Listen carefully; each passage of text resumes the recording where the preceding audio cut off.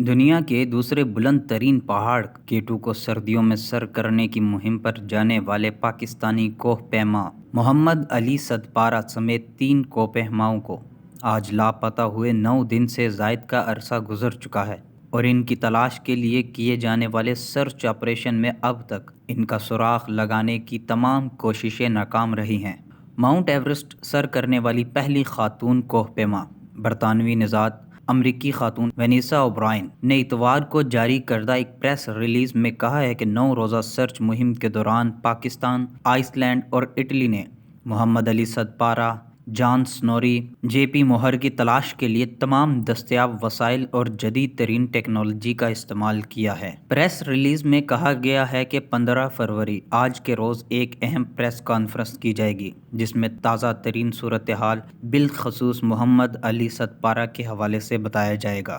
جہاں ایک جانب پاکستانی کوہ پیما محمد علی صدپارہ اور ان کے ساتھیوں کے متعلق اب تک کوئی اطلاعات سامنے نہیں آ سکیں، وہیں پاکستان کے سوشل میڈیا پر ایک نئی بحث نے جنم لے لیا ہے کہ کیا محمد علی صدپارہ دنیا کے دوسرے بلند ترین پہاڑ کیٹو کو سردیوں میں سر کرنے کی مہم پر بطور کوہ پیما شامل تھے یا وہ اس مہم میں ایک ہائی الٹیٹیوڈ پورٹر بن کر گئے تھے۔ اس بحث کا آغاز پاکستان کے مایہ ناز کوہ پیمان نذیر صابر، جنہیں پاکستان کی جانب سے سب سے پہلے دنیا کی بلند ترین چوٹی ماؤنٹ ایورسٹ کو فتح کرنے کے علاوہ کیٹو سمیت 8000 میٹر سے بلند 4 چوٹیاں فتح کرنے کا اعزاز حاصل ہے، کی گزشتہ دنوں سوشل میڈیا پر آنے والی ایک ویڈیو کے بعد ہوا، جس میں انہوں نے یہ دعویٰ کیا ہے کہ محمد علی صدپارہ اس مہم میں بطور کوہ پیما نہیں بلکہ جان سنوری کے لیے ایک ہائی الٹیٹیوڈ پورٹر کی حیثیت سے شامل تھے۔ ملک کے مایہ ناز کوہ پیما نذیر صابر نے ایک ویڈیو میں یہ دعویٰ کیا ہے کہ سردیوں میں کیٹو پر جانے کا فیصلہ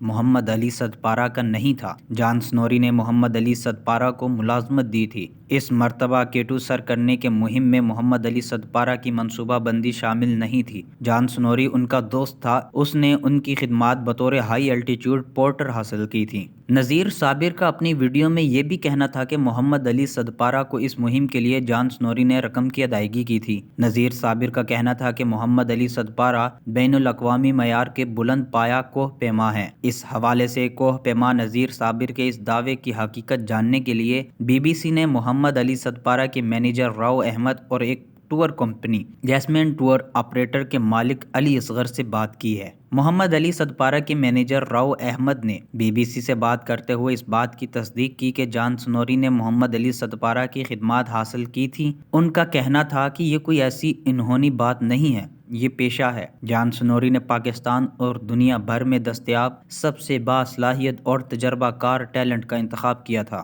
جیسمین ٹور آپریٹر کے علی اصغر کا کہنا تھا کہ جان سنوری نے محمد علی صدپارہ کو $10,000 کی ادائیگی کی تھی۔ یہ معاوضہ اس عام معاوضے سے دگنا تھا جو عموماً غیر ملکی کوہ پیما محمد علی صدپارہ کی موسم گرما میں خدمات حاصل کرتے ہوئے ادا کرتے تھے۔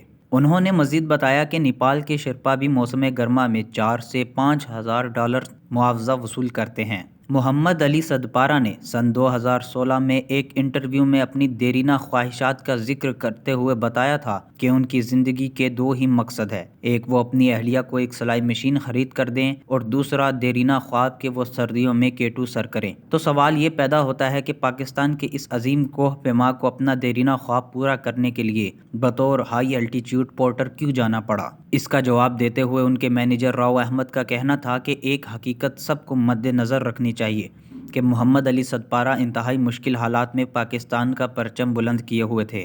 ان کے پاس کبھی بھی ایسے وسائل نہیں تھے، ان کو پاکستان میں کبھی بھی کوئی ایسی سپانسرشپ نہیں ملی کہ وہ خود ہی آگے بڑھ کر کوئی چوٹی فتح کرتے، اس لیے جب غیر ملکی کوہ پیما آتے تو وہ ان کی مدد کرتے تھے۔ انہوں نے مزید بتایا کہ ہاں، نیپال میں 2 چوٹیوں کے لیے پاکستان کی فوج نے ان کو سپانسر کیا تھا جس میں انہوں نے فتح حاصل کی تھی۔ ان کا کہنا تھا کہ کچھ سال پہلے تک تو وہ پورٹر اور ہائی الٹیٹیوڈ پورٹر کا کام کرتے تھے، یعنی ہزاروں فٹ کی بلندی پر کوہ پیماؤں کا سامان اٹھاتے تھے، جس کے بعد وہ تجربہ کار ہوئے اور چند برسوں سے وہ غیر ملکی کوہ پیماؤں کی مختلف اور بہتر طریقے سے مدد کرتے تھے۔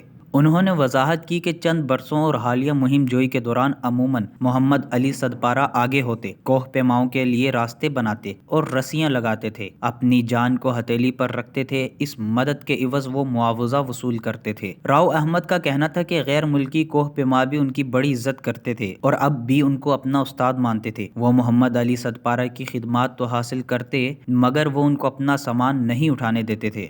خیال رہے کہ پہاڑ سر کرنے کی مہم جوئی کے دوران ہر کوہ پیما ہائی الٹیچیوڈ پورٹر کی خدمات حاصل کرتا ہے، مگر اس مہم میں شامل ہر ایک فرد کو پھر بھی کچھ نہ کچھ حد تک اپنا سامان خود اٹھانا پڑتا ہے۔ راؤ احمد کا کہنا تھا کہ محمد علی صدپارہ اور دیگر مقامی ساتھیوں کے پاس سن 2010 تک تو بین الاقوامی معیار کا کوہ پیمائی کا سامان تک بھی موجود نہیں ہوتا تھا۔ وہ یہ سامان غیر ملکی کوہ پیماؤں سے حاصل کرتے تھے۔ اکثر انہیں یہ سامان وہ غیر ملکی کوہ پیما دے دیتے تھے جن کی وہ مدد کر رہے ہوتے تھے، یا وہ ان سے استعمال شدہ سامان سستے داموں خرید لیا کرتے تھے۔ انہوں نے بتایا کہ تاہم حالیہ مہمات کے دوران ان کو غیر ملکی کوہ پیما سامان فراہم کیا کرتے تھے۔ ایک کوہ پیما جب کسی بھی چوٹی کو سر کرنے کی مہم کا ارادہ کرتا ہے تو وہ اس سے متعلق اسپانسر حاصل کرتا ہے، پیسے کا استعمال کرتا ہے اور اس سے متعلق اپنی تشہیر کرتا ہے اور اس چوٹی کو سر کرنے کے بعد دنیا بھر میں اپنا نام کماتا ہے۔ جبکہ ہائی الٹیچیوڈ پورٹر وہ شخص ہوتا ہے جو اس چوٹی تک پہنچنے کے لیے اس کی راہ ہموار کرتا ہے، روٹ کا تعین کرتا ہے۔ اگرچہ آج کے دور میں کسی بھی چوٹی کو سر کرنے کے لیے کوہ پیماؤں کے پاس جہاں GPS، سیٹلائٹ امیجنگ جیسی جدید ٹیکنالوجی میسر ہے، وہیں ہائی الٹیچیوڈ پورٹر ان کی مہم کا سب سے اہم رکن ہوتا ہے۔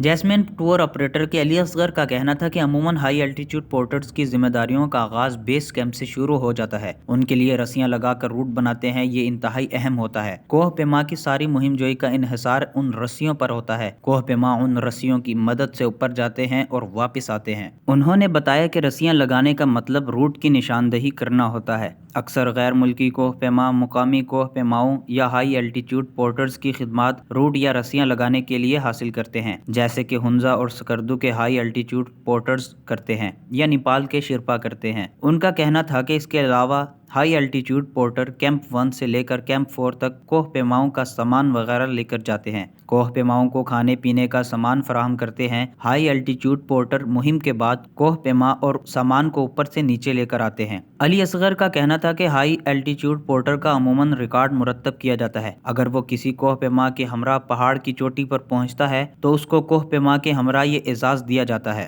علی اصغر کا کہنا ہے کہ پورٹر پہاڑوں کی اونچائی پر کسی کی مدد نہیں کرتے، مشکل مہمات میں حصہ نہیں لیتے۔ یہ ایسے ہی ہے کہ کوئی ٹریکنگ کے شوقین افراد مری سے مشق پوری نتھیا گلی تک جانا چاہیں تو اپنا سامان وغیرہ اٹھانے کے لیے پورٹر کی خدمات حاصل کریں۔ ان کے مطابق ہائی الٹیچیوڈ پورٹر مشکل اور دشوار گزار پہاڑوں کی اونچی چوٹیوں تک مہم جوؤں کو مدد فراہم کرتے ہیں۔ پورٹر عموماً 25 کلو تک کا سامان اٹھا کر لے جاتے ہیں، جبکہ ہائی الٹیچیوڈ پورٹر 10 کلو تک کا سامان اوپر لے کر جاتے ہیں۔ علی اصغر کے مطابق پورٹر کیمپ لگانے، کھانا پکانے میں مدد فراہم کرتے ہیں، جبکہ ہائی الٹیچیوڈ پورٹر کا کام مشکل ہوتا ہے۔ کوہ پیمائی بھی اسی طرح کھیل ہے جس طرح کرکٹ، ہاکی، فٹ بال کے کھیل ہیں۔ جس طرح ان کھیلوں سے صنعت، روزگار اور کاروبار جڑا ہوا ہے، اسی طرح کوہ پیمائی سے بھی روزگار اور کاروبار جڑا ہوا ہے، بس فرق یہ ہے کہ یہ عام کھیلوں سے تھوڑا زیادہ خطرناک ہے۔ وہ دلیل دیتے ہوئے کہتے ہیں کہ کرکٹ، ہاکی، فٹ بال کے کھلاڑی کو اگر پیسے نہ ملیں تو کیا وہ اپنے کھیل کو جاری رکھ سکیں گے؟ شاید یہ اس طرح ممکن نہ ہو۔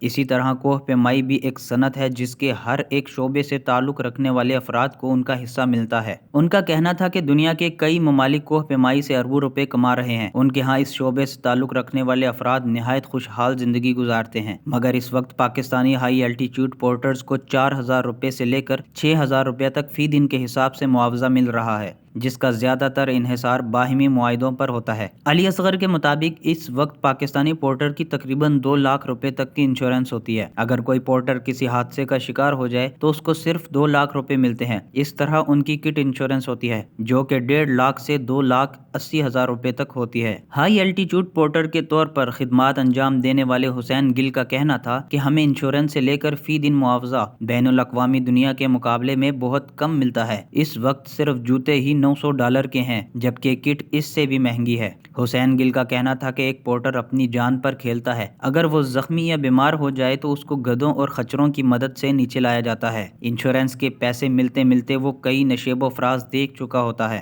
ایسے ہی ایک ہائی الٹیچیوڈ پورٹر پاکستانی کوہ پیما امیر مہدی تھے، جنہیں دنیا کی دوسری بلند چوٹی پر اکیلا چھوڑ کر بلا دیا گیا۔ انہوں نے سن 1954 میں 2 اطالوی کوہ پیماؤں کو کیٹو سر کرنے کے مشن میں ان کا بھرپور ساتھ دیا اور ایک مرحلے پر اپنی جان تک کی بازی لگا دی۔ حسین گل کا کہنا تھا کہ اکثر اوقات کوہ پیما اگر اپنے کسی پورٹر سے خوش ہوں تو وہ اس کو اپنا استعمال شدہ کوہ پیمائی کا سامان دے دیتے ہیں جو وہ کئی سال تک استعمال کرتے ہیں، ورنہ ان حالات میں گزارا کر کے اپنا رزق کما رہے ہوتے ہیں اور ملک کے لیے زر مبادلہ کماتے ہیں۔ ان کے مطابق دوسری جانب نیپال میں کسی بھی شرپا کی انشورنس پاکستانی 18 سے 20 لاکھ روپے تک ہوتی ہے، جبکہ ان کو کوہ پیمائی کے لباس کے معاملے پر بھی مناسب انشورنس دی جاتی ہے۔ علی اصغر کا کہنا تھا اگر غیر ملکیوں کی مہم کامیاب ہو جائے اور کوہ پیما خوش ہوں تو وہ پورٹر کو انعام بھی دیتا ہے۔ حسین گل کا کہنا تھا کہ اکثر غیر ملکی انعام کے طور پر کچھ رقم اضافی دے دیتے ہیں، کبھی یہ زیادہ ہوتی ہے اور کبھی مناسب سے بھی کم ہوتی ہے۔ بعض اوقات غیر ملکی کوہ پیما اپنی کوہ پیمائی کا لباس وغیرہ دے دیتے ہیں جس کو پورٹر کئی برسوں تک استعمال کرتے رہتے ہیں۔ الپائن کلب آف پاکستان کے مطابق ملک میں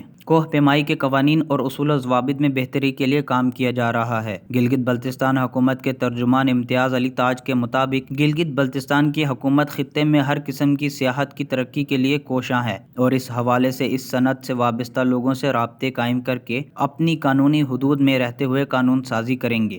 ان کا کہنا تھا کہ گلگت بلتستان میں بین الاقوامی سطح کے کوہ پیمائی کی تربیت کے لیے جلد ہی ادارہ قائم کر دیا جائے گا جس میں کوہ پیمائی سے منسلک افراد کی فلاح اور تربیت اولین ترجیح ہوگی، جس کے لیے تیاریوں کا آغاز کر دیا گیا ہے۔ ان کا کہنا تھا کہ اس کے علاوہ کوشش کی جا رہی ہے کہ ایسا میکانزم تیار کر لیا جائے جس کے نتیجے میں پاکستان گلگت بلتستان میں براہ راست مہمات شروع ہو سکیں۔ لاپتہ کوہ پیماؤں کے بارے میں سوشل میڈیا پر متعدد گمراہ کن اور جھوٹی خبروں کے حوالے سے گلگت بلتستان حکومت کے ترجمان امتیاز علی تاج کا کہنا تھا کہ ابھی تک محمد علی صدپارہ اور ساتھیوں کے حوالے سے کوئی ٹھوس شواہد دستیاب نہیں ہوئے۔ اب تک کے کیے گئے سرچ آپریشن سے اکٹھا کیے گئے ڈیٹا کا جائزہ لیا جا رہا ہے۔ سوشل میڈیا پر اس وقت بہت سی گمراہ کن خبریں پھیلائی جا رہی ہیں جو لاپتہ کوہ پیماؤں کے اہل خانہ کی دل آزاری اور مسائل کا سبب بن رہی ہیں۔ ان کا مزید کہنا تھا کہ لاپتہ کوہ پیماؤں کے حوالے سے اگر کوئی اطلاع ہوگی تو اس بارے میں گلگت بلتستان اور وفاقی حکومت کے علاوہ لاپتہ کوہ پیماؤں کے اہل خانہ خود اطلاع فراہم کریں گے۔ عوام جھوٹی اور گمراہ کن خبروں پر یقین نہ کریں اور ایسے خبریں پھیلانے والوں کی حوصلہ شکنی کی جائے۔